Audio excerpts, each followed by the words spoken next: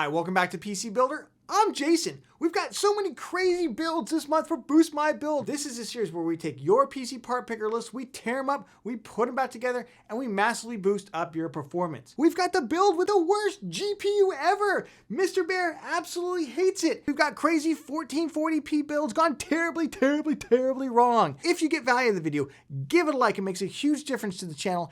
And of course, subscribe and click that bell icon. That way you get notified when we release cool content. With that, let's jump into it. Before that, this video is sponsored by VIP SCD Key. Say goodbye to crazy expensive Windows 10 licenses and that terrible Activate Windows 10 watermark. Right now, use the links in the video description, head over to VIP SCD Key, and get a Windows 10 Home or Pro OEM license for a great price. Pick your product license, then use the PC Builder discount code PC25 for an additional 25% off. Go to the activation settings on your PC, put in the code, and boom, you have a fully licensed Windows 10 for a crazy low price, which can be upgraded for free to Windows 11. Use the links in the video description below. All right, we've got Gerald. Gerald really wants to build their own PC. They don't want to buy a pre-built this time around, and they really appreciate our channel. Well, hey, we appreciate you too. They really need our help. They want as much performance as possible. $1,650 to $1,700 is a sweet spot. They don't mind going a little over budget, but they want to play new games like Red Dead Redemption 2, Detroit Becomes Human at high settings. They also want to expand their Blender modeling hobby and be able to render stuff faster than their older graphics card they have now. They don't mind not having RGB, but they do like white builds. Let's see what you got. Oh my goodness, what is this build? No, this is a build from 2019. This is another time machine build. First of all, let's take a look at the total cost. You're $1,610. I see you have a $200 in here for a 27-inch 1080p monitor that I don't mind. So let's call it $1,400 total then. And for $1,400, let's start with the beginning. You're only walking away with an RTX 3050 for $1,400 right now? Yikes, that is super painful. The other thing that's super painful is we're using a CPU from 2019, from the last decade. What's the problem with the Ryzen 5 3600? Look, if this CPU were $120, this would be a great budget gaming CPU. That's what happened with the Ryzen 2600 when the 3000 series came out, but that didn't happen because of the silicon shortage for these. They've been out of stock, they've been overpriced, and you can get a Ryzen 5600 for about the same price. We've got a stupidly expensive all-in-one liquid cooler here. Stupidly expensive. Look, I like the cooler, it's nice, but $150 to kill our performance? I don't like it. I like the ROG Strix B550A, great all-white motherboard, not a bad price. Corsair Vintage RGB Pro, this is all white, it's RGB memory, it's 3200 CL16, you only have 16 gigabytes of it, something to think about. I don't mind the price, $84. It is more expensive though than buying non-RGB. This drive, I go back and forth on the Samsung 970 EVO, the prices come up quite a bit on it again, $115 right now, and I don't love it. I do like the Corsair 275R. I don't typically recommend this case. I'm just not a fan of the aesthetics, but I know some people are, and if you are, that's great. But in terms of just value for the case, it's pretty good value right now. And then we're overspending on this all-white power supply. Remember, we don't have a cutout in the side on there, and we can get white cable extensions instead for about $25 and buy a cheaper unit. But the part that really hurts is buying $106 for 3 Corsair fans? RGB, I mean, why? This is pain. You are killing your performance here. I look at the monitor, I don't mind the Samsung Odyssey G3. It's a pretty good monitor. I still continue to recommend the AOC 27G2 for about the same price. But honestly, I'm not gonna, bicker with you one way or the other. This does have some better height and tilt adjustment to it, and a really good panel. But for $1,610, we are leaving so much performance on the table, it really pains me. Let's see what we can do. I call this the max performance all white build. Why? Because it's got maximum performance. Let's start off with the CPU. We went with a Ryzen 5 5600 for the same price you were gonna go with the Ryzen 3600. Now, of course, we could take a look at doing a 12400 build instead. Seems like you wanted to go Ryzen, so I stayed in that direction. Right now, the platforms are so competitive in terms of price and everything. I think Ryzen has a slight advantage in terms of the motherboard selection out there, where the motherboards are, the B660 are kind of the failing point of the 1200 series. I'd love to see Intel fix their motherboard issues, and I think they would be much more competitive, and I think we would even see Ryzen 5000 prices continue to come down if that were the case. For the graphics card though, we went with the MSI Radeon RX 6700 XT for $485. That's right, this card is at MSRP and is significantly better than what you were gonna get for not that much more money. Now, alternatively, you could go with like an RTX 3060 that's gonna have better blender render times than the 6700 XT, but not that much better. And again, this is a hobby. If you were doing it professionally, I would have forced an NVIDIA graphics card in here, but you're gaming first and you're doing that as a hobby. So I wanna make sure that we get the best gaming card that we can for the money, which is definitely the 6700 XT. You can't get a 3060 for less than $580 right now, which is its main competitor. I went ahead with a cheaper all-in-one liquid cooler. You could just get away here with a $30 id cooling tower cooler that's all white, or a Gamex one, or any of those kind of cheaper coolers. But I decided to stay with some of the RGB aesthetic and preserve it for $85. However, if you do want to save a little bit of money here, go with the Tower air cooler instead. I swapped out your drive. I saved about $20, $25 to do it. I went with the ADATA SX 8200 Pro. This is a great, I have these in a number of builds. About the same performance as the 970 Evo, to be quite honestly. I know they made a small change, they didn't document it, I don't agree with how they did it, but at this point it's done, and this is a pretty good deal for the consumer. For the power supply, I was actually able to find the 2021 version of this unit instead.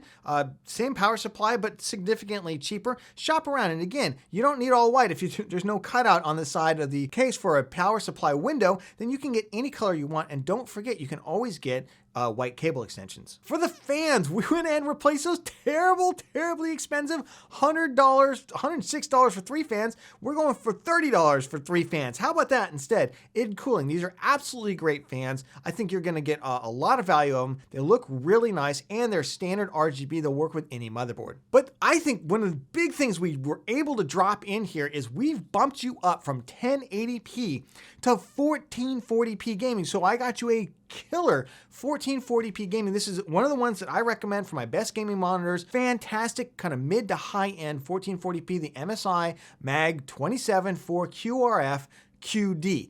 Gosh, I hate that name, but I love the performance and I like the cost of this monitor for about $400. This is gonna absolutely smoke anything that you wanna do at 1440p right now. Yes, you could go slightly higher end, but I didn't want to get you a curved monitor. We could have gone with like the G7 Samsung, but I wanted to get you a flat monitor if you also want to do rendering. You can do it with a curved monitor, but I thought you might like this better. So all told, for $1,729, only $29 more than you wanted to spend. Again, you wanted to stretch a little bit, so we'll do that. We're going to get you a PC capable of playing games not in 1080p, but 1440p, super high frame rates. You're just going to absolutely enjoy it, and we were able to preserve the all-white aesthetic, get you a better CPU. The only thing I might take a look at is in the future adding a second kit. If you do decide to do a lot more Blender and you need more memory, you can always drop another one of these kits in. But given that we're mostly gaming, I decided to stay here. 16 gigabytes is plenty to get you started, and I hope you feel like your build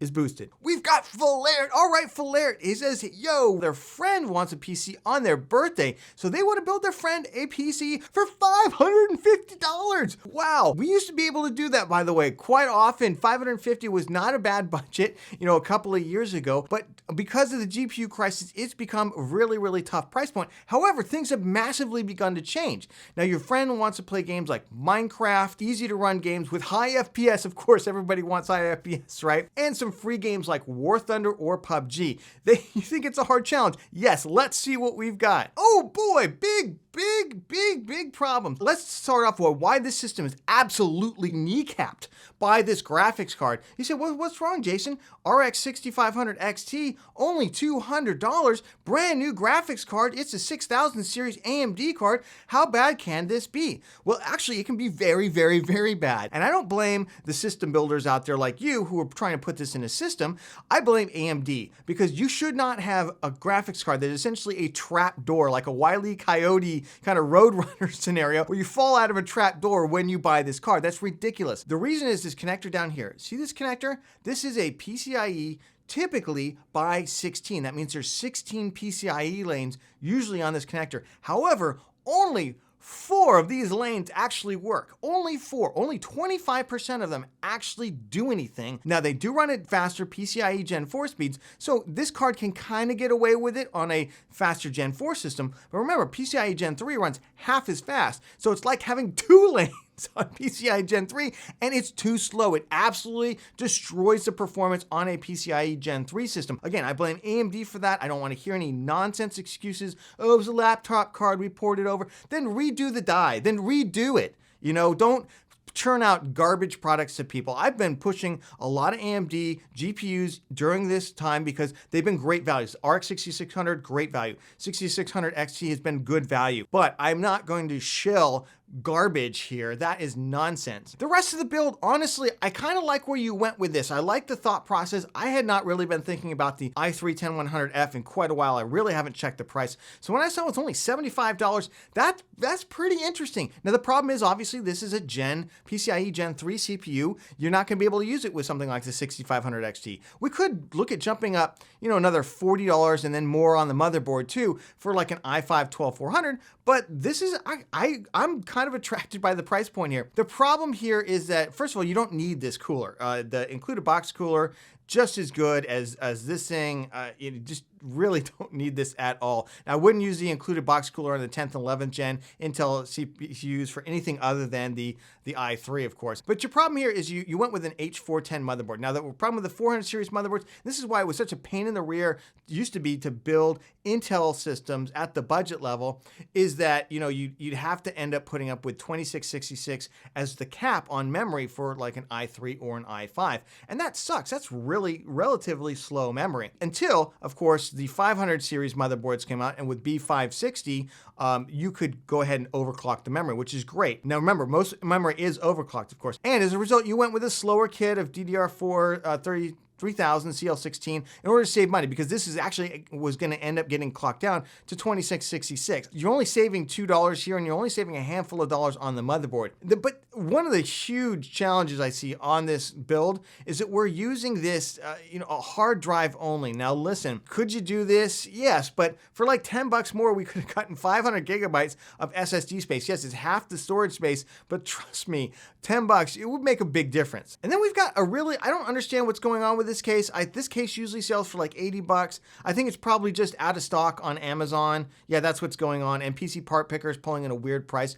This case usually sells for 60 bucks. But the problem with this case is it doesn't come with any fans. It's actually not a bad case. It's not the worst case. I don't typically recommend it because I don't necessarily love the airflow on it. But it doesn't come with any included fans. Again, we could do a lot better here, and that's really holding us back. So if we threw in another $80, you're just at about your $550 budget. I can see that. And then the power supply, I don't love this. This is a D-tier power supply.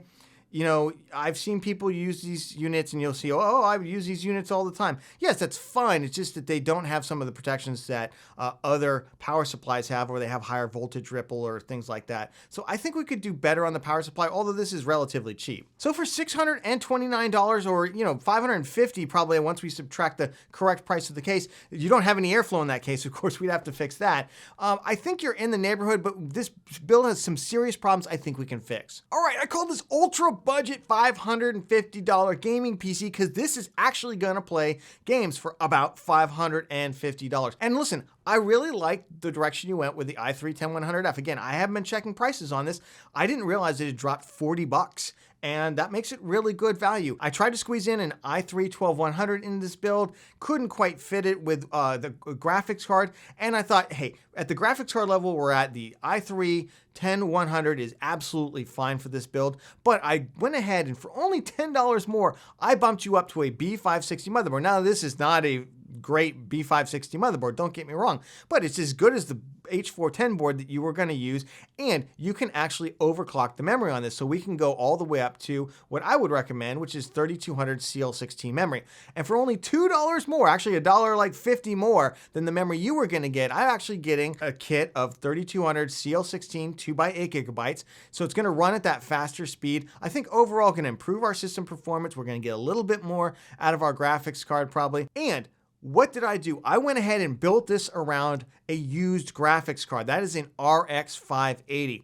This is the challenge at the low end. There's a couple of different cards you could look for. You could look for a 1650 Super, could go down to an RX 570, although at that point, you know, I might swap things around and get the 12100 and the, you know, something else. But honestly, I think this is where you're looking at. But let me show you how do you find one of these cards.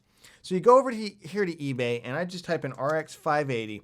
Now, we don't need 8 gigabytes for this. There's really doesn't going to help our gaming performance whatsoever.